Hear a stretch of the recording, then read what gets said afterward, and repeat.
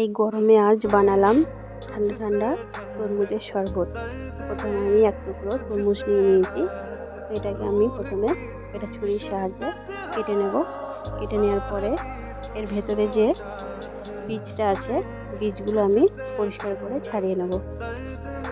তো বীজগুলো আমার বের করা হয়ে গেছে। এবার আমি একটা মিক্সি জারে তরমুজগুলো আমি ভেঙে ভেঙে নিয়ে নিলাম।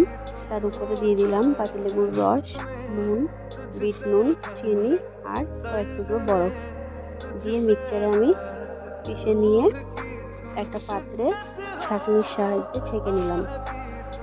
তারপরে এটার উপরে আমি দিয়ে দিলাম 1 গ্লাস মতো জল আর কয়েক টুকরো বরফ আর একটু চাট মশলা।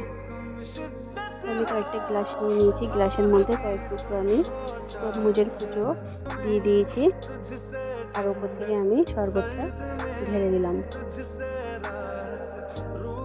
তৈরি হয়ে গেছে ঠান্ডা ঠান্ডা তরমুজের শরবত। আপনারাও বাড়িতে বানান এই গরমে।